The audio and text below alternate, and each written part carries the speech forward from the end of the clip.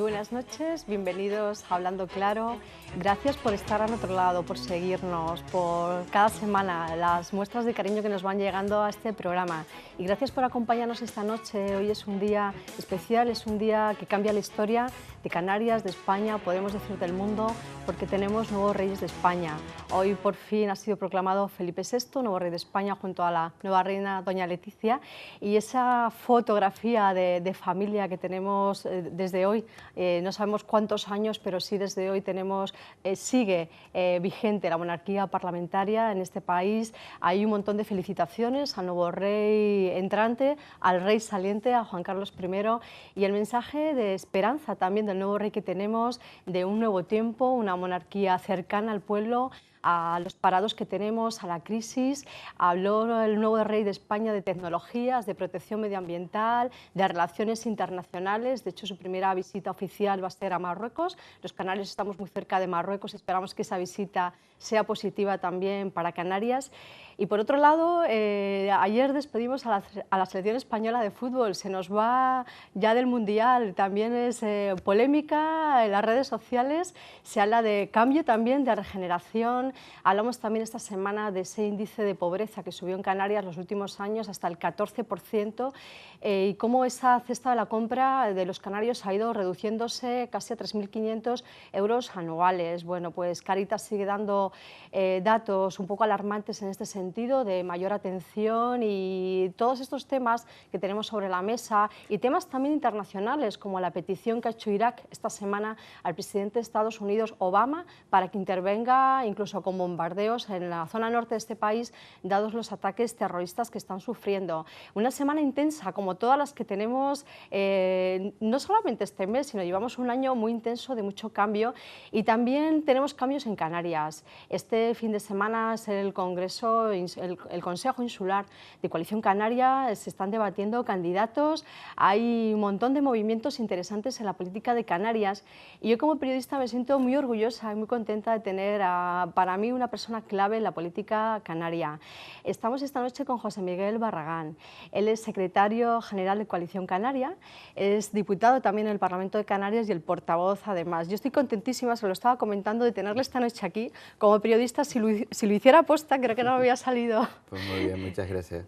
Bienvenido, y un auténtico placer poder hablar de estos temas que estamos comentando al inicio del programa, de actualidad. Y si le parece bien, me gustaría comenzar esta entrevista con un balance de este nuevo cambio sucesorio en la monarquía española. Tenemos nuevo rey, nueva reina, y esto seguramente va a traer cambios porque el talante de Felipe VI es diferente al de Juan Carlos I, es una etapa distinta, e incluso también hay ya voces disonantes en el sentido de la rapidez con la que se quiere dar que el rey saliente pueda estar aforado lo más pronto posible. Incluso voces como la de Rosa Díez de UPyD o de Izquierda Unida de alguna manera quieren que se empiece a erradicar lo que es estar aforado también en la política española. Bueno, pues me encantaría escuchar su balance esta noche.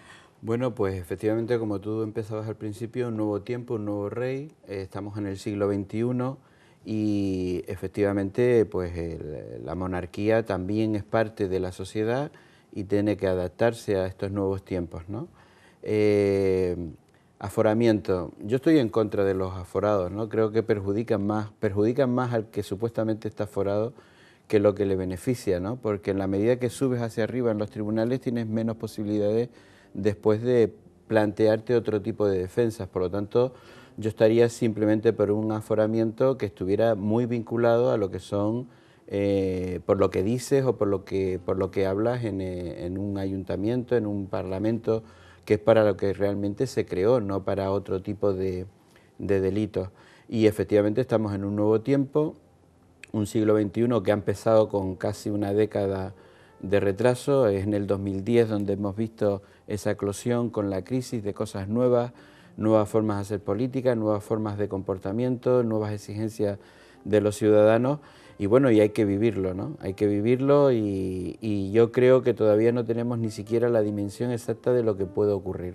Incluso este nuevo rey que tenemos, a lo mejor sí que en esta época de cambio, incluso no sabemos qué va a pasar con los años, pero incluso se podría plantear ese cambio de régimen político en España. Y el otro día, cuando a la diputada Ana Oramas, de su partido de Coalición Canaria, votaba la abstención respecto a la dedicación del rey, bueno, pues se produjo un poco de polémica, porque había voces disonantes dentro del partido, de su partido de coalición, respecto a votar sí, no, abstenerse. Sí, en principio era un trámite que está previsto en la actual Constitución. El rey abdica y se publica en el boletín para que esto tenga efectos jurídicos inmediatos. Lo que intentamos manifestar con la abstención era una llamada de atención sobre lo que está ocurriendo, es decir, estamos utilizando la actual Constitución, pero también es verdad que hay mucha gente que no la votó y que hay una nueva sociedad y que quiere manifestarse sobre las nuevas reglas de convivencia en el Estado. Para nosotros es muy importante la reforma de la Constitución, lo estábamos pidiendo antes de la abdicación del rey, lo seguimos pidiendo y ese fue el discurso de Ana, ¿no? Un discurso en el sentido de llamar la atención, de abrir las puertas del Congreso, de oír mejor a la opinión pública, a la ciudadanía, hacer una nueva Constitución y que ésta se refrende por la población. Y si en esa Constitución pues se plantea el tema que dejemos de ser una monarquía parlamentaria para pasar a ser una república, pues que los ciudadanos se pronuncien al respecto. ¿Y cree que podría traer un poco de inestabilidad en este momento ese proceso, lo que tiene que ver con disolver las Cortes, crear un nuevo referéndum para que los ciudadanos, como comenta, se manifiesten si quieren seguir como monarquía parlamentaria o pasar a una república? Por lo pronto se podría disparar la prima de riesgo que ha estado bastante alterada los últimos meses. Porque tiene que hacerse como se hizo la transición, se tiene que hacer con tranquilidad y con el máximo consenso posible. Eso es lo que exige una reforma de este tipo, ¿no? Una reforma de esta envergadura, que es las reglas de juego de la convivencia en España. No se puede hacer por una parte sola, por un partido en exclusiva, tiene que darse ciertas condiciones de que vamos a hacer una nueva Constitución que sea más eficaz. Si esto se hace, da igual cuando se disuelvan las Cortes para someter a consulta popular la reforma de la Constitución, pero habrá que hacerlo, ¿no? Y cada día que pasa, cada día que no afrontamos ese problema pensando que esto es una cuestión pasajera, que la gente se va a tranquilizar, que ya no va a estar tan reivindicativa porque cambian las condiciones socioeconómicas del país, yo creo que es un error, ¿no? Se necesita que la Constitución quede validada de nuevo por la nueva sociedad, por las nuevas personas que forman parte del Estado español en este momento. En este sentido, su postura sería entonces más cercana al nacionalismo vasco y catalán, en este caso la reivindicación de Artur Mas, aunque esta mañana en su discurso el nuevo rey de España, Felipe VI, decía que él va a tratar de mediar en conflictos territoriales internos y como una postura de acercamiento y de consenso. El nuevo rey ha tenido un discurso equilibrado en esta parte del discurso. Nosotros estamos reivindicando desde hace tiempo, desde que conseguimos la declaración de regiones ultraperiféricas en el ámbito de la Unión Europea, el trasvasar ese marco jurídico a la Constitución española. Lo llevamos reivindicando incluso desde la época en la que Adán Martín era presidente del gobierno. No había condiciones para ello, ni siquiera para una reforma puntual en ese sentido. No la hay todavía, pero nuestro objetivo es que se reforme el título octavo de la Constitución y que dé un nuevo encaje a las distintas sensibilidades territoriales que existen en el país, de tal forma que todos podamos convivir y estar a gustos en este Estado. Por lo tanto, en política y en democracia los cargos no se heredan, sino que tienen que ser elegidos por el pueblo, por lo que está comentando.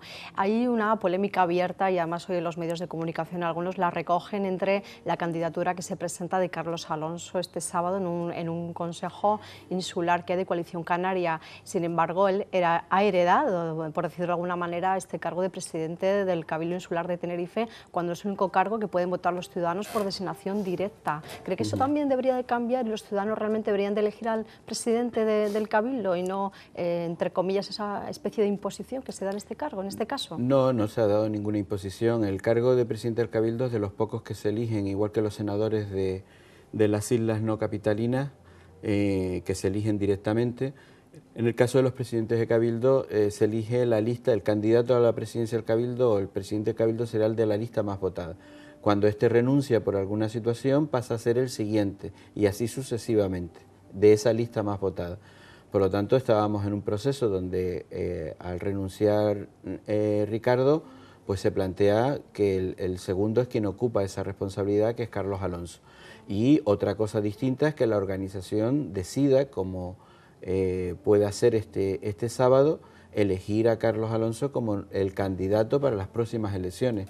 Por lo tanto, no hay una herencia, ¿no? En todo caso, hay una intención de que no haya un vacío de poder, eso lo prevé la legislación, y donde Carlos tiene que demostrar que es el candidato que quieren todos los tinerfeños, y para eso se está preparando, es precisamente en las elecciones del 2015. Controversias hay entre declaraciones que ha hecho Fernando Ríos, un miembro destacado de Coalición Canaria, y el expresidente del Cabildo, Ricardo Melchor, uno apoyando a la candidatura de Carlos, en este caso Ricardo Melchor, y Fernando Ríos cuestionando un poco esta forma de hacer las cosas. Sin embargo, Carlos Alonso también hizo unas declaraciones un poco polémicas recientemente, hace unos días, en los medios de comunicación, diciendo que aunque los comités locales no le apoyaran, él iba a insistir en presentar su candidatura. Pero claro, Coalición Canaria, que tiene una base tan importante en comités locales, resulta un poco contradictorio. Bueno, hay declaraciones y eso es lo rico que es nuestra organización y la diversidad de opiniones que existen a la hora de afrontar los problemas. El procedimiento que ha elegido la Organización Insular de Tenerife es correcto, está dentro de lo establecido, y por lo tanto es el Consejo Político Insular quien lo tiene que elegir y es el Consejo Político Insular quien lo va a elegir, ¿no? Y por lo tanto no puede existir polémica en torno a este punto. Después las otras declaraciones de si unos apoyan o no, pues eso entra dentro de lo normal. Dentro de cada organización habrá gente que crean que puede responder mejor este u otros candidatos a nivel local o incluso a nivel de la comunidad autónoma, que puedan defender mejor los intereses del partido en esa candidatura, y otros que creen que pueden haber otras personas que lo harían mejor. Pero eso es así, pero se tendrá que decidir en un consejo político que son los representantes de toda la militancia en ese Consejo Político Insular, y tomar la decisión. Hablando de consejos, también Carlos Alonso manifestó que él no considera que Paulino Rivero, el actual presidente del Gobierno de Canarias, sea por tercera vez candidato a las elecciones, en este caso presidenciales, ¿no?, de la comunidad autónoma en el año 2015. Es como echarse un poco piedras contra su tejado, porque está gobernando Paulino Rivero y está gobernando él como presidente de Cabildo, y se estima que tendría que haber cooperación entre ambas partes, siendo del mismo partido político. Fíjese que le estaba diciendo que nosotros no podemos castigar a la gente por expresar libremente sus opiniones, ¿no? Antes me comentaba que había algunos militantes que decían que no era el procedimiento adecuado para elegir a Carlos, y me comentaba usted que él decía que aunque no lo apoyaran los comités locales iba a presentar su candidatura. Todo el mundo es libre de expresar sus opiniones, pero afortunadamente tenemos unas reglas de juego, y las reglas de juego son que hay un consejo político, en este caso a nivel de Canarias, un consejo político nacional, que es el que tomará la decisión. Todas las opiniones son respetables y ahí es donde se tiene que valorar quién es el mejor candidato para Canarias, independientemente de las opiniones particulares que tengamos cada uno de quién debe repetir, quién es el mejor candidato o quién debe de dejar y dar un paso atrás para que venga otro. ¿Cree que hay otro candidato alternativo que podría ser igual de valorado para el Cabildo de Tenerife, aparte de Carlos Alonso? No, yo no veo a otra persona que Carlos, y de hecho, si me pregunta a mí particularmente, yo apoyo a Carlos Alonso. Independientemente de sus opiniones libres que exprese, creo que es nuestro mejor candidato para la presidencia del Cabildo. Él también en declaraciones recientes decía que el gobierno central no podía actuar como en forma de colonialismo con el archipiélago canario en relación a las prospecciones petrolíferas. Lo que pasa es que colonialismo es un término del siglo XVI, del siglo XVII muy antiguo, ni siquiera se usa ya en los medios de comunicación en Europa. No se usa, pero está vigente. Es decir, hay que recordar que España pierde sus colonias en 1898 precisamente por una situación en la que lo que hace es acogotar a las colonias, ¿no? Y Canarias ha sido conquistada. Es decir, nosotros no hemos formado parte del Estado español moderno, fuimos conquistados por Castilla y hemos llegado a acuerdos, ¿no? Hay una relación de acuerdos para que Canarias se incorporara definitivamente a la Corona de Castilla, y hay una serie de beneficios hacia Canarias que llegan desde la época de los Reyes Católicos. Por lo tanto, nuestra población es europea, estamos en África, pero tenemos una población europea, pero no dejamos de ser islas que fueron conquistadas también en su momento, en la que, como usted bien dice, los siglos XVII y XVIII, o desde el siglo XV, había una expansión de conquista por todo el mundo. Y nosotros estamos ahí, formamos parte de España, pero no se nos puede tratar como una colonia, porque si no se trata como una colonia, responderemos como una colonia. En este caso también, hablando de petróleo, que es un tema también candente, y además usted ha tenido declaraciones diferentes. A veces ha comentado que estaba a favor de las prospecciones petrolíferas, era algo que estaba en su programa electoral en el año 2011, ahora se declara más a favor de la protección medioambiental y de bueno, cómo podemos valorar efectivamente no ser tratados como colonias, sino realmente somos parte de un Estado y somos parte efectivamente de Europa. Pero por otra parte, y volviendo otra vez al tema del cabildo, yo encontré una cierta contradicción en el sentido de que hay un impuesto de exacción tributaria que el Cabildo cobra 1 céntimo de cada litro de gasolina que se vende en Tenerife. Entonces, decir, bueno, no al petróleo, sin embargo, estoy cobrando una exacción tributaria. A veces hay cosas, ¿no?, que uno pone sobre la mesa. Vamos, nuestro programa electoral, la parte del petróleo está en la parte competencial de la reforma del Estatuto de Autonomía. Lo que nosotros pedimos es la competencia. Es decir, este litigio que tenemos ahora con el Estado es un problema también de competencia. Nosotros creemos que las aguas son de los canarios, que no podemos vivir y mojarnos los pies en la playa, y por lo visto ya somos más españoles porque estamos en el agua, y cuando llegamos a tierra es que es cuando somos canarios de verdad, ¿no? Estas explicaciones que da el PP como diciendo que no hay aguas canarias, pues que nos digan en dónde vivimos. Somos un archipiélago, y por lo tanto el agua forma parte de un archipiélago. Yo que sepa, todavía no hay ninguna definición en ningún diccionario que diga que un archipiélago se puede concebir sin el agua que rodea, en este caso, a las islas. Por lo tanto, lo que tenemos en el Estatuto es las competencias, que las competencias sobre extracción de petróleo, ya sea en tierra o en mar, fueran de la Comunidad Autónoma de Canarias. Si nosotros las hubiéramos tenido, que es lo que reivindicamos en nuestro programa, nosotros hubiéramos consultado al pueblo, que es lo que estamos pidiendo ahora. ¿Se quiere o no se quiere sacar?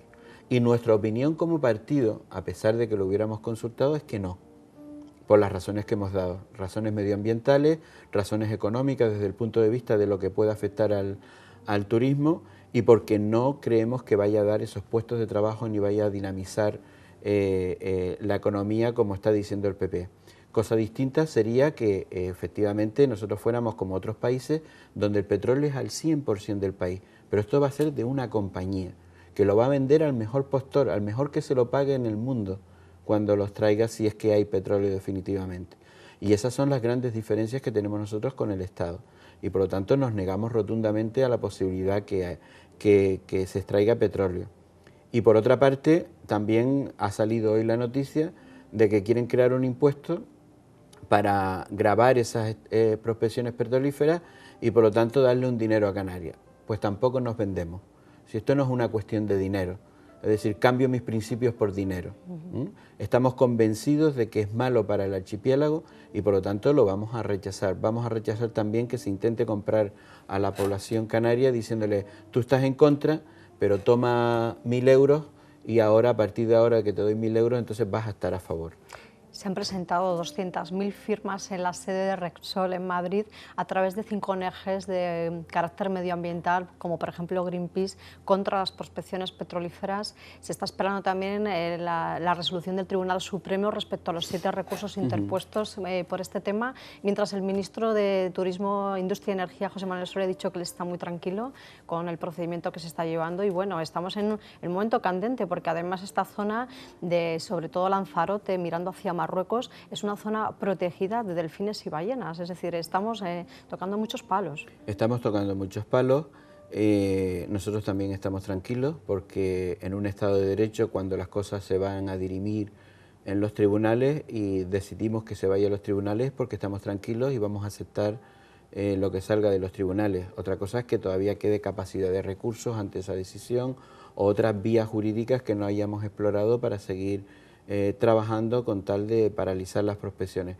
Lo vamos a seguir intentando, pero también todos estamos tranquilos, no solamente el señor Soria. Él estará más tranquilo por otras razones, pero en el caso nuestro también esperamos que el tribunal valore lo que para nosotros son graves deficiencias en el procedimiento. ¿No les da miedo que las nuevas prospecciones que se van a hacer aquí enfrente a las costas de Marruecos por otra empresa que ya va a invertir 55 millones de euros pueda haber algún tipo de riesgo? Y además la mediana imaginaria entre Lanzarote y Marruecos, bueno, pues metro arriba, metro abajo, pero puede haber también riesgo en este caso. Bien, vamos a explicarlo con un ejemplo que entiende la población o que pueda entender la población. Resulta que tenemos 3 contenedores de basura frente a nuestra casa. Y los vecinos de un bloque han decidido que no tirar la basura en el contenedor, que la tiran por fuera, ¿no? Y por lo tanto un riesgo para la salud. Los contenedores están para que tiremos la basura en el contenedor. Y entonces yo, que vivo en el otro bloque, como el resto de los vecinos tiran la basura por fuera, en vez de plantearle, oiga, tire la basura dentro del contenedor, le digo, como ellos lo tiran por fuera, yo también la voy a tirar por fuera, porque para que la tiren ellos, la tiro yo, que es el ejemplo que nos está dando el PP. Para que la saque Marruecos, que la saquemos nosotros. Marruecos es un país, y lo que debería hacer la Unión Europea, con España a la cabeza, es intentar que todo lo que se haga ahí cumpla las condiciones. Y después estamos hablando de 2 cosas distintas. La plataforma de agua donde se van a hacer las prospecciones en frente a Lanzarote y Fuerteventura tiene 1000, 2000 metros, dependiendo de dónde vayan a ser exactamente el punto de extracción. A esas profundidades todavía no hay garantías ni seguridades para hacer las prospecciones con garantía. La plataforma continental de África tiene 300 o 400 metros y a esas profundidades está bastante avanzada la tecnología. Pueden bajar buzos, pueden bajar robots y pueden atender una avería o un escape de petróleo en un momento determinado de una forma más eficaz. Démonos cuenta de lo que pasó en las costas de California, en las costas del Golfo de México. Es decir, acuérdense cómo decían todos los días los técnicos, los ingenieros, hoy van a soltar una campana a ver si van a parar. ¿Usted cree que nosotros en Fuerteventura y en Lanzarote, en Gran Canaria, las islas donde puede llegar las manchas de petróleo, que vivimos del turismo, podíamos estar 30 días saliendo una mancha de petróleo, suponiendo que se produzca, esperando a ver si los ingenieros dan con una solución? ¿Cuál sería la imagen de nuestras playas y de lo que vivimos? Y después, por otra parte, ¿cuántas plataformas se van a instalar? ¿Se van a instalar 3 plataformas, 4 plataformas? ¿Cuántas personas podrían trabajar? Entonces, en este argumento que me está comentando, aunque el Gobierno central estuviera dispuesto a darles a ustedes competencias, ¿ya no las asumirían por hacer esta defensa medioambiental? Por supuesto, lo que nosotros haríamos sería la consulta a la población, ¿no? Si la población nos exigiera la consulta, políticamente estamos en contra. Y si la población nos exigiría la consulta, que la estamos exigiendo nosotros al Estado, haga la consulta y entérese. Si tanto problema tienen con esto, hagamos la consulta, porque es que han llegado a decir cosas como que la mayoría de la gente está a favor del petróleo porque se quedó en su casa el día de la manifestación, ¿no? Y ahí le ha contestado el Partido Socialista muy bien en el Parlamento el otro día, y dice, entonces cada vez que hay una manifestación de ETA y hay 100.000, quiere decir que el resto que se ha quedado en su casa o no ha ido a la manifestación está a favor de ETA. Es decir, cuando se ponen a dar argumentos tan pobres, tan débiles, se da cuenta uno que no tienen razón, que están recurriendo ya a la desesperada a cualquier argumento para poder empeñarse en defender e incluso a resolver. Pero le decía el caso anterior. Mire, un hotel de Lanzarote y Fuerteventura de 4 estrellas pues tendrá 200 trabajadores, 150 trabajadores, y tenemos hoteles en toda esa costa. Una plataforma, ¿cuántos trabajadores podrá tener? 300 trabajadores en los 2 turnos. Una plataforma, y por una plataforma y con el riesgo que tiene, si haciendo mañana o con la rehabilitación de los hoteles, pasándolos de 3 a 4 estrellas, resulta que vamos a conseguir los mismos puestos de trabajo, y es un puesto de trabajo permanente, vamos a poder seguir viviendo del turismo porque va a haber turismo toda la vida y el petróleo se acabará. Y después tenemos una apuesta que, a pesar de nuestras deficiencias en la gestión de las energías renovables, es una apuesta de futuro. El petróleo se acabará algún día mientras que el sol y el viento, pues creo que vamos a seguir disfrutando de ellos durante muchísimos años. La reactivación de ese plan energético regional que lleva unos años paralizado. Les queda un año de mandato, esto podría impulsarse de alguna manera. Fíjese que lo que se ha paralizado, el gobierno ha intentado sacar esos planes, ¿no? Y están todos paralizados judicialmente, es decir, porque uno ha quedado fuera del concurso y cree que tiene más derecho, y esto es lo que ha paralizado, ¿no? También es verdad que junto a esto hay algunas cosas que tenemos que resolver nosotros desde el punto de vista del plano territorial, de que no hayan obstáculos para que se desarrolle al 100% el potencial que tienen las energías alternativas. Efectivamente, nosotros tenemos en nuestro debe, tenemos errores que tenemos que corregir, pero ese es el futuro, ¿no? Esa es la línea de futuro en la que están embarcados todos los países, excepto Soria, que está embarcado en que cree que el petróleo es el maná del futuro, y nosotros creemos que el maná del futuro no es. Hasta las compañías eléctricas están haciendo una apuesta por los coches híbridos y de los coches eléctricos, es decir, todo el mundo camina en una dirección y él viene en la dirección contraria. Entonces, aquí hay otro símil, dice, cuando estás en la autopista y todos los coches vienen enfrente de ti, es más probable que tú seas el que estás equivocado y no todos los demás que vienen enfrente de ti. Usted ha tocado dos puntos muy interesantes. Uno se ha referido a los socialistas. Le voy a comentar una frase de José Bono, socialista, una gran figura además dentro del Partido Socialista, que ha sido trending topic durante estos días. Y decía, los socialistas y los nacionalistas no pegamos ni con cola. ¿Usted se imagina a José Miguel Pérez diciéndole esto a Paulino Rivero, no pegamos ni con cola? A mí me cuesta trabajo aplicar esta máxima que utilizó José Bono aquí en Canarias. Yo creo que el Partido Socialista y los partidos nacionalistas no pegan ni con cola, sería lo correcto, porque si estamos en un país donde estamos intentando la convivencia y los ciudadanos en un momento determinado no dan mayorías absolutas, cuando los ciudadanos no dan mayorías absolutas nos están invitando a todo lo contrario que ha dicho el señor Bono.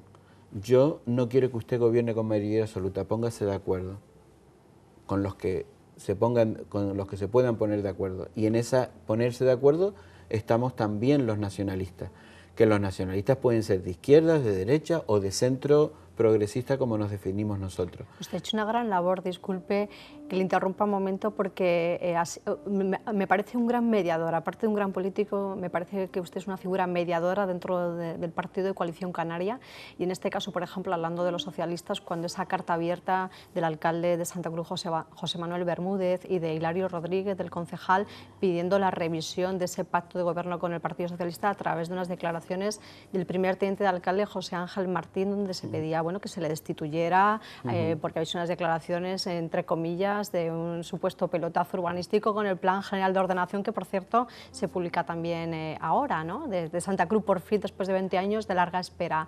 ¿Y cómo matizar o cómo terminó esa polémica? Bueno, vamos a ver, lo que intentamos siempre es que la subida del termómetro de la política, que suele hacerse, a veces nos calentamos muy rápido, ¿no? Pero siempre tiene que haber en todos los partidos gente con un poco más de frialdad, ¿no? Y analizar si efectivamente hay fiebre o simplemente es un calentón de un momento determinado. Y reconducir los temas, no complicarlos más, ¿no? Y esa es la labor de quien, en este caso, de cualquier dirigente de un partido a nivel local, a nivel insular, intentar conciliar las posiciones, ¿no? Y rara vez meter el cuchillo y zanjar la cuestión por la vía rápida. Por lo tanto, hay que hacer bastante pedagogía para intentar que los problemas se solucionen de una forma pacífica y mediando y viendo que el problema no es tan grande como a veces lo están viendo la otra parte, ¿no? Quizá el alcalde de Santa Cruz también magnificó cuando declaró que se sentía abandonado por el Gobierno de Canarias y por el Cabildo de Tenerife. Yo creo que sí, ¿eh? Yo creo que en este caso no creo en ese abandono, creo que podíamos hacer más, que yo entiendo a José Bermúdez, en el sentido de que es una de las capitales de Canarias y que desde su visión municipal entiende que el Cabildo, el Gobierno de Canarias tengan que hacer más, tengan que implicarse más, estoy con él en esa posición de que nos tenemos que implicar más en lo que hacen los ayuntamientos, pero el exigir más no siempre significa que haya un abandono, ¿no? Otra cosa es que José Bermúdez nos haga ver de que hay algunos problemas que no dependen del ayuntamiento y que haya que hacer un esfuerzo por implicarse más desde la comunidad autónoma y desde el cabildo. Y ahí toda la razón. Pero no creo en la palabra abandono, en este caso. Y la revoltura que hay interna ahora en el Comité Local de Santa Cruz por la designación que ha hecho de su jefe de gabinete, el alcalde también en este caso de Alfonso Cabello, alguien que se ha tenido que ir del Partido Popular, acaba de fichar por Coalición Canaria, o hay un trámite, eso también ha causado malestar. ¿Cree que José Bermúdez puede ser el próximo candidato a la alcaldía de Santa Cruz, o el partido le ha dado un tirón de orejas y eso le aleja más de esa candidatura a ser alcalde en el año 2015? Yo por ahora no veo otro candidato, salvo que el Comité Local de Santa Cruz decida lo contrario, no veo otro candidato que José Bermúdez para la alcaldía. Mire, nosotros cometemos muchos errores. Estar en política y tomar decisiones todos los días te puede inducir a errores, ¿no? No sé si José Bermúdez verá esto como un error o no, pero lo que sí es cierto es que ha creado cierto malestar en muchos militantes de la organización, que entienden que puede haber gente tan cualificada como esta persona para ostentar esa responsabilidad. Pero también es verdad que es una decisión del alcalde, es su jefe de gabinete, ¿no? Y por lo tanto tiene que haber cierta confianza, cierta complicidad entre él y lo que va a ser su jefe de gabinete. Es una cuestión polémica porque yo entiendo que las personas que van a trabajar estrechamente contigo, pues tendrías tú que tener la oportunidad de elegirlo. Y después también entiendo, en este caso, la posición de muchos militantes que entienden que esa persona podía estar perfectamente más vinculada al partido. Y además en este caso es un cargo de confianza que además se le ha tomado del partido de la oposición, en este caso del Partido Popular. Pero la confianza personal, yo confío en mucha gente del PP y del Partido Socialista y de otras fuerzas políticas, en el sentido de que cuando me siento a negociar con ellos, creo en su palabra, ¿no? Es decir, la confianza no tiene que estar vinculada al carné de un partido. Me gusta mucho lo que acaba de decir, creer en la palabra, palabra de caballeros en este caso. Es que se cree poco en la palabra últimamente, ¿no? Pero normalmente en política, insisto, en una negociación las personas tenemos que transmitir confianza, ¿no? Y por lo tanto, yo estoy pactando una cuestión con el PP o con el PSOE a nivel del Parlamento, y yo no necesito un papel ni un notario que me certifique que eso es lo que hemos acordado, ¿no? Es decir, con muchos de ellos me fío de su palabra. Si me ha dado su palabra de que eso va a ser así, es que va a ser así, ¿no? Y no me preocupo más en que eso me lo tenga que escribir y me lo tenga que firmar. Y la confianza es importante en la política y hablamos de confianza. En este caso, Coalición Canaria le sigue otorgando ese voto de confianza al presidente actual, a Paulino Rivero. Recordamos que Paulino Rivero fue designado por unanimidad para ser el presidente de la Comisión de Víctimas del Terrorismo del atentado de Madrid el 11 de marzo del año 2004. Con cualquier persona que he podido conversar, y periodistas incluidos a nivel nacional, todo el mundo les alza la labor del presidente actual del Gobierno de Canarias, su labor impecable, transparente en esa Comisión de Víctimas del Terrorismo.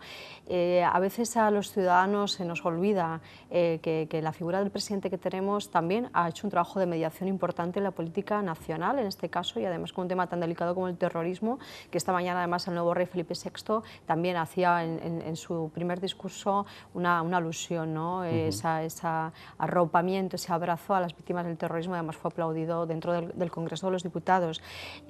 A veces se observa en los medios de comunicación también declaraciones hechas desde el propio partido Coalición Canaria contra el presidente actual, Paulino Rivero, y no creo que sea positivo para el partido dar esa imagen del presidente actual, que además tuvo una función muy importante a nivel nacional en su momento.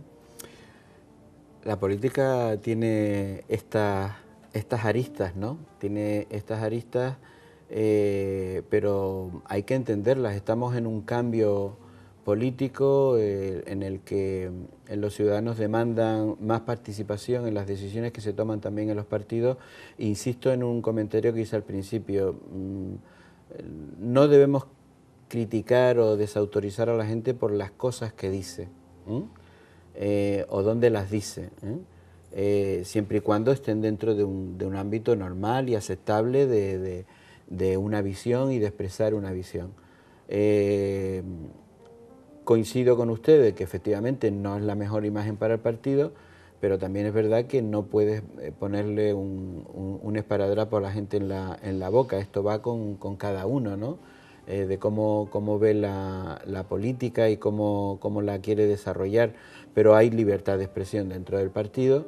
La libertad de expresión está supeditada en este caso en este tipo de asuntos a que una vez que el partido tenga una decisión cerrada, y por ejemplo con esta polémica si debe seguir o no siendo presidente, todo esto es posible decirlo hasta que no esté cerrada la decisión definitiva de quién es el candidato. Una vez que esté tomada la decisión no cabe cuestionarla, pero mientras esa decisión se está conformando, se está decidiendo, es posible que la gente exprese su opinión, y hay como siempre para todos los gustos. A Paulino le ha tocado estos 8 años de crisis, pero a pesar de esos 8 años de crisis el partido resiste bien en las encuestas, que es podíamos estar muchísimo peor, pero resistimos las encuestas, y esto es independientemente, es de forma independiente a que mis compañeros de partido en votación en el Consejo Político Nacional decidan que debe repetir o que debe ser otro el candidato. ¿Esa decisión está tomada ya o hasta el 12-13 de septiembre no se sabrá nada? No, no está tomada. En estos momentos ahora nosotros hemos utilizado dentro de los mecanismos que teníamos en el partido el sistema que se asemeja más al americano, en el sentido de que ahora los que crean que tienen condiciones para ser candidatos se tienen que pasear por las siglas, hablar con la militancia, para lo cual el partido facilitará la reunión con la militancia en cada una de las siglas, expresar lo que quieren hacer, expresar por qué uno quiere repetir o por qué otro quiere ser el candidato, y una vez que se analice, que estos valoren si creen que cuentan con los apoyos suficientes o no, para que una parte de esos votos que viene directamente de las siglas pues se puedan conformar, puedan ponerse de acuerdo esos miembros del Consejo Político Insular y decidir lo que crean conveniente, junto con el resto de los miembros que son de forma miembros natos, por razón de su cargo, o los que fueron elegidos en la ejecutiva, y entre todo, entre esas 90 y pico personas, elegir la mejor opción, que además tiene que hacerse con una votación reforzada. Para ser candidato en Coalición Canaria se necesitan los 3/5 de los votos, no sale con mayoría absoluta, y 3/5 asistan los que asistan al Consejo. Siempre tiene que tener 3/5 del número total de miembros que forma el Consejo. Por lo tanto, quien salga elegido va a salir muy reforzado, ¿no? Sí, se espera un verano intenso en este sentido a los posibles candidatos, y ese 12-13 de septiembre estaremos todos pendientes ya de esa candidatura oficial en este caso.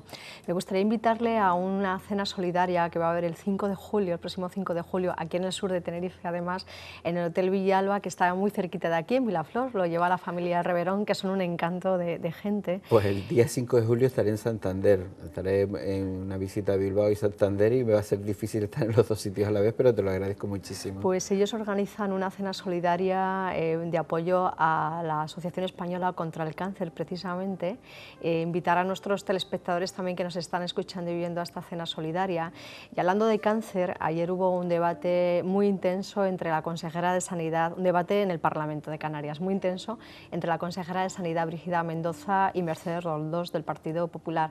¿Por qué? Porque se estaba debatiendo por qué no se había instalado un acelerador que hay hace 4 años en un hospital de Gran Canaria, que precisamente es una máquina clave precisamente para las sesiones de radioterapia a los enfermos de cáncer. Las cifras que presentaba la consejera de Sanidad no coinciden con los documentos, ¿no?, que tenía también la Mercedes Roldós en este caso. Las dos son médicos, las dos luchan por la misma causa, que es defender la asistencia sanitaria a los pacientes de cáncer, pero en este caso no se entendió por qué ese cuarto acelerador no está instalado funcionando en Gran Canaria. Hombre, quien mejor podría haberlo dicho es precisamente la anterior consejera de Sanidad, la señora Mercedes Roldós, porque estaba en una caja guardada en los sótanos desde la pasada legislatura, que es lo que nosotros le preguntamos. Si tan importante era, ¿qué pasa? Que en el momento que estaba en los sótanos del Hospital Dr. Negrín en Las Palmas, no había gente con problemas de cáncer en Las Palmas. en la provincia de Las Palmas, los problemas de cáncer han surgido por elecciones, es decir, cuando nosotros tenemos un gobierno distinto aparecen las personas. La verdad que es muy difícil de entender a Mercedes Roldós en su crítica en el tema de la sanidad, insisto, cuando ella era la que lo tenía. Este gobierno no solamente lo ha sacado del cajón, ha creado el búnker para poder instalarlo y además ha contratado el 5.º acelerador para que esté en funcionamiento en los próximos meses y también reforzar, en este caso Tenerife, con otro acelerador. Y haría falta también una unidad de paliativos para niños aquí en Canarias. ¿Eso también podría crearse a lo largo de este año? Sí, aunque los niños no están desatendidos, lo que estamos hablando aquí era de una atención más específica. Y bien, yo en estas cosas políticamente me cuesta trabajo opinar y explico por qué. Tienen que ser decisiones muy protocolizadas y tienen que ser los profesionales, tienen que ser los médicos que nos digan cómo debe ser mejor la atención. Es como si yo me pusiera ahora a opinar sobre si el protocolo de atención de una persona que tiene un cáncer debe ser A o B, ¿no? Cuando resulta que en los debates médicos se suelen poner de acuerdo y decir cómo tiene que ir mejorando esa cuestión. Yo en este tema me fío bastante de la profesionalidad de nuestros médicos, que considero excelentes en Canarias. Es una pena que a veces no se le reconozca la profesionalidad que tienen en general, ¿no? Todos los sanitarios, todos los cuerpos sanitarios, enfermeras, celadores, trabajadores de otro tipo dentro de la sanidad, los propios médicos, porque insisto, ellos son los que hacen posible que se atiendan a todas estas personas, a pesar de los problemas que tenemos con las listas de espera, a pesar de algunos problemas que nos arrojamos en política diariamente, que si el hospital está terminado hoy, que si va a estar terminado mañana. Afortunadamente ellos siguen trabajando calladamente día a día para que la sanidad siga funcionando. La sanidad en este caso también, por la comparecencia que tuvo también la consejera Brígida Mendoza, hablaba de que se va a crear la primera ley en España, desde una comunidad autónoma, por el tema del dengue, como una prevención, como para tomar medidas previas para que esta epidemia no llegue a Canarias. Se han hecho estudios, análisis en Tenerife, en Gran Canaria y en La Palma. Sin embargo, el resto de las islas no han tenido esos análisis porque el dengue llega a través de los puertos y aeropuertos, como pasó con Madeira en el año 2012. ¿Cree que es posible que haya presupuesto para hacer esos análisis rigurosos en el resto de las islas?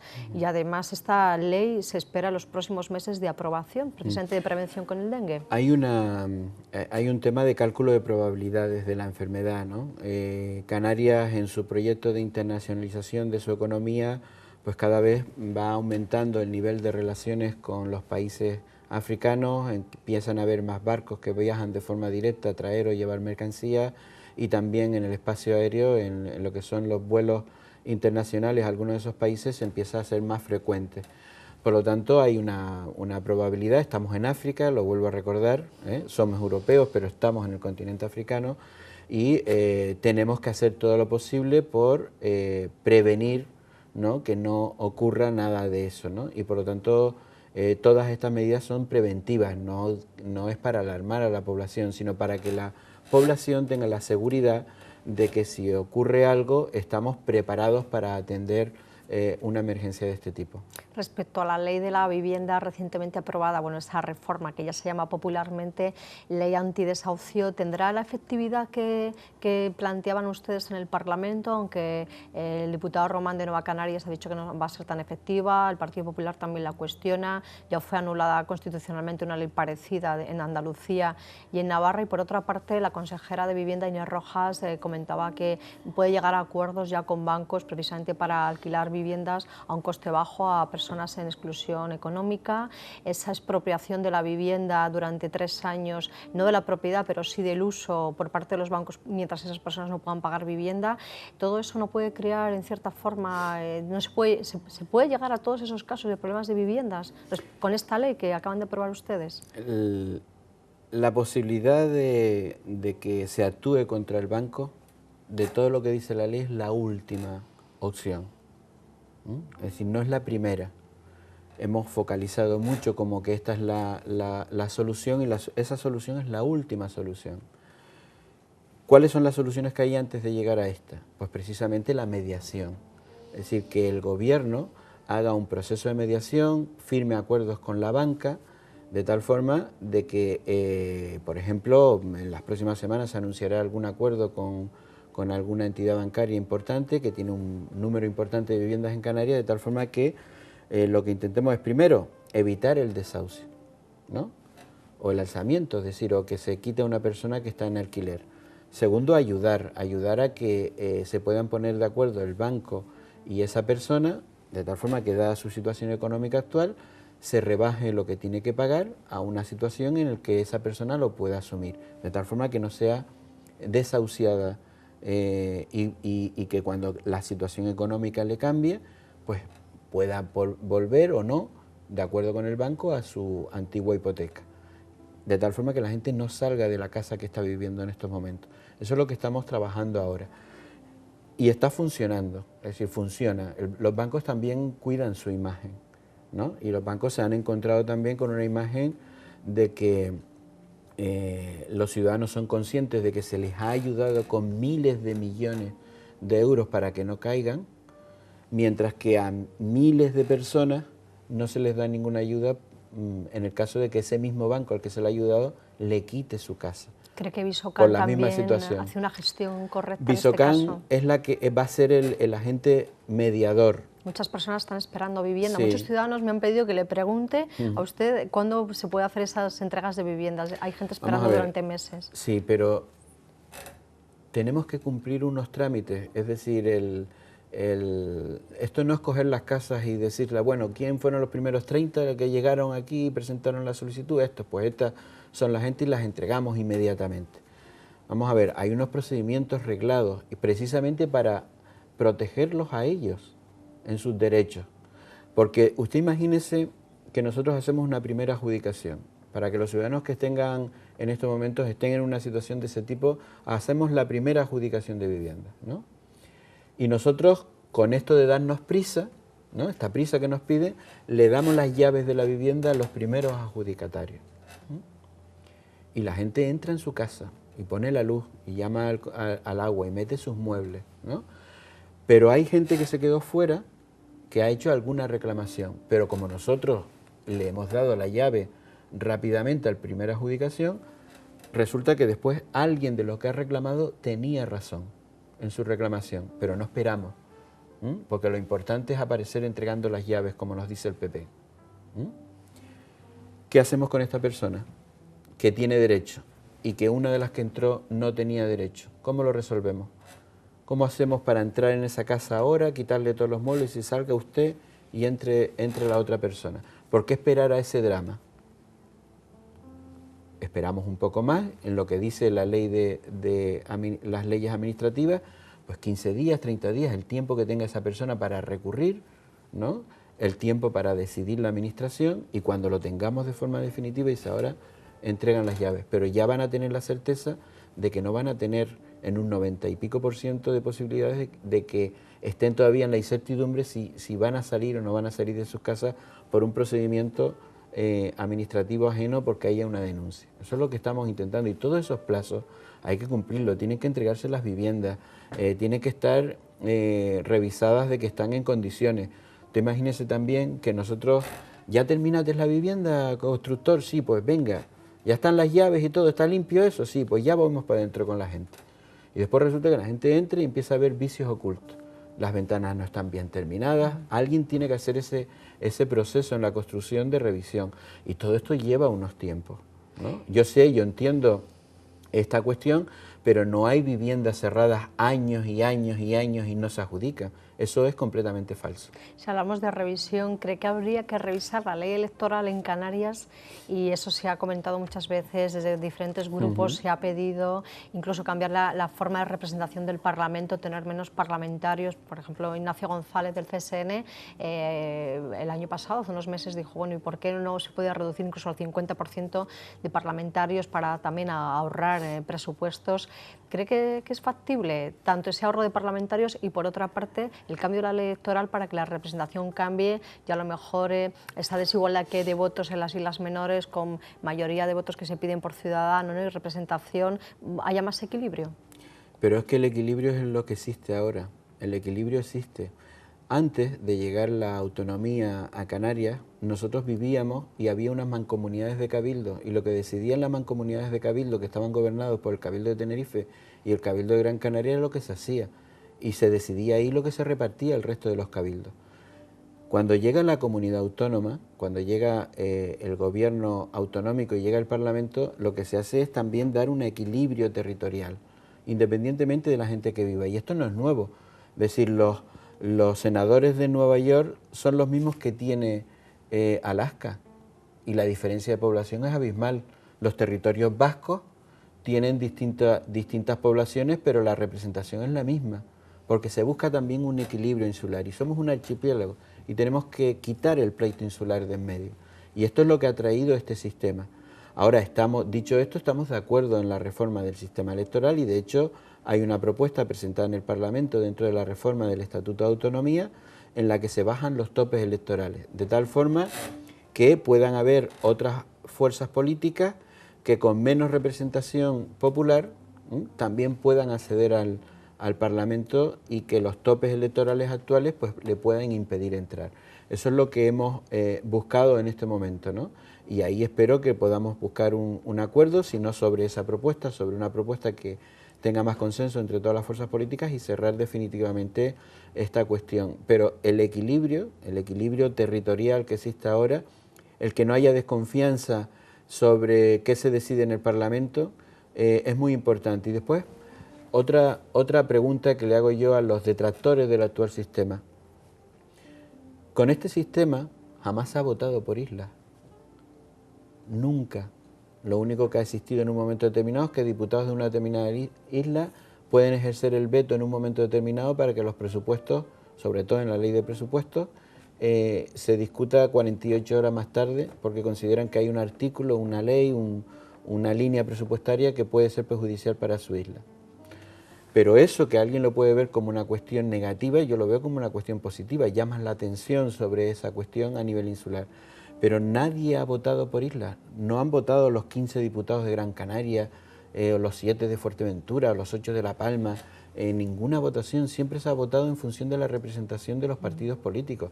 Y eso quiere decir que el sistema ha funcionado, y que ha sido posible construir este archipiélago precisamente por ese equilibrio, ¿no?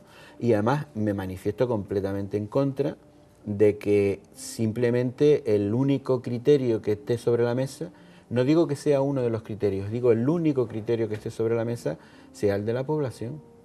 Por otra parte, hablando de partidos políticos, le voy a preguntar algo que a los ciudadanos seguro que les va a interesar, sobre la financiación transparente de los partidos políticos. Recientemente, en estos días, el Partido Socialista al Gobierno Central, al Partido Popular, le ha pedido una comisión al Partido Popular sobre una presunta financiación ilegal, en este caso del Partido Popular. También el Partido Socialista, el llamado caso Filesa, o presuntamente también se ha hablado de una financiación ilegal del Partido Socialista en los años 80. ¿Usted cree que algún partido político, incluyendo a Coalición Canaria, pasaría esa prueba de financiación legal sin ninguna trama oculta, o que realmente se podría hacer borrón y cuenta nueva, por decirlo de alguna manera, aunque la transparencia es importante dentro de la financiación de cualquier partido político? Yo creo que nosotros la pasaríamos. Desde hace muchísimos años creo que la pasaríamos. Porque las leyes de financiación de los partidos políticos han ido cambiando y cada vez son más estrictas, ¿no? Y las posibilidades que ofrecían las primeras leyes electorales, que eran más laxas a la hora de permitir la financiación anónima en las cuentas del partido, todo esto ha desaparecido. Ahora mismo no se permite ningún ingreso anónimo en ninguna cuenta del partido, está prohibido por ley. Si una empresa decide colaborar con un partido político, tiene que haber un acuerdo de su consejo de administración autorizando dar ese dinero, y un acuerdo de mi partido, por suponiendo que fuera yo, aceptándolo para que pudiera ingresarse, y además tiene que ir a una cuenta específica que está controlada por el Tribunal de Cuentas y ver qué se gasta desde esa cuenta y qué es lo que no se gasta. Hablando de Tribunal de Cuentas también, Guillermo García, director de Radio Televisión Canaria, sale airoso de esta auditoría y por otra parte se cuestiona si va a seguir o no al mando de la Televisión Autonómica Canaria. ¿Tiene algún dato sobre esto que nos pueda dar luz? Sobre lo primero, a esa denuncia del Partido Popular, pues ha quedado perfectamente claro de que esa línea de contratación que denunciaba el Partido Popular, como que poco menos que se estaba haciendo las cosas fatal, el Tribunal de Cuentas dice que no hay absolutamente nada que investigar y que todo se ha hecho correctamente, ¿no? Sobre lo segundo, es que todos estamos cuestionados, todos debemos estar cuestionados de forma permanente. Esto no lo heredamos. Nosotros nos sometemos cada 4 años a la población y por lo tanto es bueno para la política sentirse cuestionado de forma permanente. Lo hagas bien o lo hagas mal. ¿Apoyaría la candidatura, aunque él no se ha formulado como candidato, pero un nombre sobre la mesa es el periodista Juan Manuel Betancourt para ser el nuevo director del ente autonómico? Mire, no tengo ni idea. Yo por ahora sé que Willy García cuenta con el apoyo nuestro para terminar esta legislatura. Salvo que aprobemos la ley que está en este momento de Radio Televisión Canaria en el Parlamento y de forma consensuada los grupos decidamos cambiar el Consejo de Administración y el director antes de finalizar la legislatura, ¿no? Pero eso tiene que hacerse con un consenso, porque acuérdese que los nuevos consensos que pedimos ahora para elegir a esos puestos requieren un acuerdo amplio, que ni siquiera es la mayoría que tienen los grupos que apoyan al gobierno. Pero por ahora hay que darle tranquilidad a la gente. La gente puede cuestionar o no puede cuestionar un cargo público o un cargo, en este caso, elegido de forma indirecta, pero tenemos que tener esa tranquilidad. La gente que está al frente de las instituciones y en este caso del ente de radio televisión tiene que terminar su trabajo y, insisto, salvo que esta ley y el consenso nos permita valorar si cambiamos las cosas ahora, en la próxima legislatura quienes estén en el Parlamento se tienen que plantear quiénes quieren elegir. ¿Y valora usted la independencia del periodismo respecto a las instituciones públicas? Porque los ciudadanos muchas veces también comentan, claro, si hay publicidad institucional de por medio hacia los medios de comunicación ya no sois tan imparciales. Eso depende de cómo se mire. Si usted habla con alguien que esté en la política, nunca está contento con la mayoría de los titulares que le hacen. Y eso quiere decir que la democracia funciona y que hay independencia en los medios de comunicación. Usted suele dar titulares muy importantes. Sí. Yo le voy a pedir que nos dé un titular también en el Hablando Claro. Sí. Pues yo creo que que existe esa independencia, que los medios de comunicación, hay de todo tipo de comunicación, que dicen y expresan lo que quieren expresar y que no están mediatizados ni por la publicidad ni porque alguien les diga desde un gobierno determinado que lo que está diciendo no le gusta. Normalmente cuando te lo dices es cuando más duro le da. Titulares de esta semana si son candentes, ¿no?, sobre la pobreza, el índice de pobreza con el que comenzamos el programa. ¿Tiene esperanza en que Canarias remonte esta situación económica y por fin todos los canarios accedan a los derechos fundamentales? Hemos hablado de vivienda esta noche, hemos hablado de sanidad, hablamos de educación, hablamos de lo elemental, sobre todo para la infancia. Todo esto está muy vinculado al empleo, a la falta de empleo. Ese es el gran kit de la cuestión. En el tema de la pobreza, yo sí tengo esperanza. Yo no puedo transmitir pesimismo. Sí, las cosas cambiarán, lentamente, no mañana, pero cambiarán. Están cambiando. Date cuenta que todo lo que este índice de la pobreza es un arrastre que venimos desde el año 2008, ¿no? Que personas que no eran pobres hace 2 años, este año lo pueden ser. O que personas que hace 3 años eran pobres, hoy han conseguido un trabajo y han podido salir. Por lo tanto, hay que transmitir esperanza. Siempre se sale, aunque en esta ocasión tardemos un poco más en salir, se saldrá de esta situación y lo que espero es que cuando salgamos de esta situación la gente no vuelva a la alegría de antes, de creer que somos más ricos de lo que somos y cuando estén yendo a comprar un piso, yendo a comprar un coche, o haciendo determinados gastos, sigan teniendo presente de que el mundo no lo controla nadie en particular, el mundo puede cambiar y hay que estar preparados para ello. Yo creo que ese sería el gran titular de este programa. Ha habido también una polémica esta semana porque sabe que en Estados Unidos se sigue aplicando la pena de muerte y ha habido 2 ejecuciones recientes, incluso se le plantea al presidente Obama incluso el análisis de las sustancias que se usan para inyecciones letales que son de pentotal. ¿Cree que podemos cambiar el mundo también en este tipo de sistema jurídico? ¿Hace falta llegar a esos extremos para aprender lecciones de conciencia como no vulnerar los derechos de la vida de otras personas, etcétera? Hay cosas atroces en pleno siglo XXI y en países donde se supone que la democracia es más avanzada que nosotros, ¿no? Un país que conquistó la independencia, que habla de las libertades, el país donde tiene la sede de las Naciones Unidas, ¿no? Donde se habla de los derechos de la infancia, de los derechos fundamentales de las personas, unos kilómetros más allá, en cualquier estado de los que tiene autorizado todavía la pena de muerte, pueden estar ejecutando a una persona. Yo creo que son cosas que son difíciles de entender, ¿no? Es decir, te puedes encontrar a las víctimas, ¿no? Diciendo que quieren el mismo castigo, ¿no? Pero si pagamos ojo por ojo y diente por diente, ¿cuándo se acabará? ¿Cuándo acaba esa carrera? Y si es así, ¿qué tipo de personas somos? Si no aprendemos a perdonar y no aprendemos a que pueden haber otros castigos, como puede ser la cadena perpetua, para ese tipo de personas, suponiendo que no tuvieran ningún tipo de rehabilitación. Ese es su lado humano, la capacidad de perdonar que alega en esta entrevista, la mediación, la ha mencionado varias veces. ¿Cómo es su día a día? El José Miguel Barragán, que no conoce a los ciudadanos porque conocemos su faceta pública, pero no la privada. Yo sé que le gusta cocinar, que tiene una sonrisa siempre en el Parlamento, yo le veo con su puro, el puro sí, que no falte. De hecho, yo me estuve leyendo información sobre los puros y cuando llegan a Cuba es una planta, bueno, la planta del tabaco que llega desde Sudamérica 3000 años antes de Cristo, llega a Cuba y de ahí se crea toda una cultura. Entonces, me encanta verle sonreír en el Parlamento, sea como sea la jornada, usted no pierde esa sonrisa. Hombre, hay días difíciles también en el Parlamento.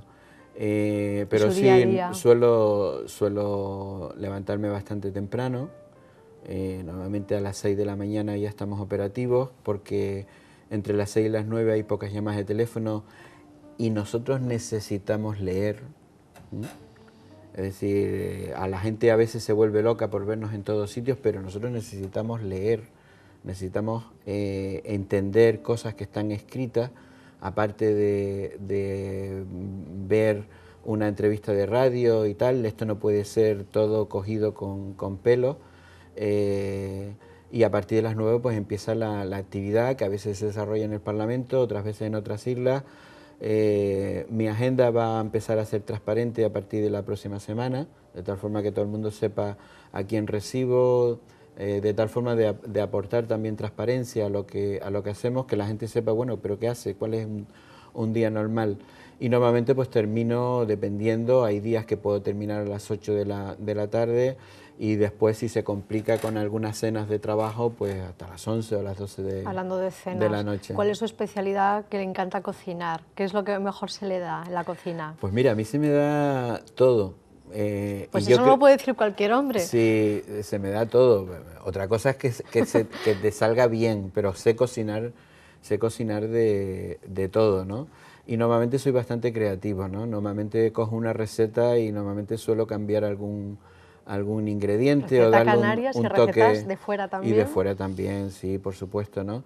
Pero en realidad cocino de todo, pero si me preguntaras a mí, pero ¿cuál sería el plato con el más que disfrutas? Seguramente sería unas buenas papas fritas, un arroz blanco y un huevo frito. Muchas veces lo elemental en la cocina es de lo que más se disfruta. Yo, ese plato es un plato que me chifla. Pues como sé que está estudiando también sobre catas de vinos, al siguiente programa que le invitemos, le voy a invitar oficialmente a que haga un descorche aquí, que hagamos una cata. Eso es más difícil. Yo de vinos entiendo poco, pero bueno, siempre me dejo asesorar. Cuando alguien en una mesa pide un vino, pues siempre te dejas asesorar, ¿no? Y los vinos canarios que tenemos, que son una maravilla, son magníficos. Pues le voy a regalar un poema esta noche, muy bien. porque se acaba de descubrir unos poemas inéditos de Pablo Neruda, Y entonces dije, ¿cómo voy a sorprender a un hombre como él, que hace deporte, que sabe cocinar, que es muy Deporte importante en la poco, política? Y dice Pablo Neruda en unos versos inéditos que acaban de ser descubiertos: reposa tu pura cadera y el arco de flechas mojadas, extiende la noche los pétalos que forman tu forma. Pues yo le doy las gracias por esta forma que ha tenido de detallarnos temas de actualidad, por su cercanía, por su transparencia y por el cariño que le pone a todas las cosas que hace. Pues muchísimas gracias y espero que por lo menos los televidentes no nos hayamos enrollado muchísimo y hayan entendido perfectamente los mensajes que queríamos transmitir. Y cuando sus compañeros de partido y de grupo vean este programa, que seguro que harán los deberes y mañana temprano o esta noche, espero que reciban felicitaciones, porque pues bueno, realmente ha sido un auténtico placer tenerle aquí. A ver, no todas las respuestas convencen a todo el mundo. No se puede contentar a todos, no se un puede gran contentar mediador. a todo el mundo. Es un gran Así mediador. Es. Un abrazo muy grande. Gracias a ti. Queridos telespectadores, un jueves más, un Hablando Claro más, les deseo lo mejor en este fin de semana. Disfruten, sean felices, amen la vida, abracen la vida, que la vida es lo más grande que tenemos. Y hasta el próximo jueves, les esperamos aquí en Hablando Claro.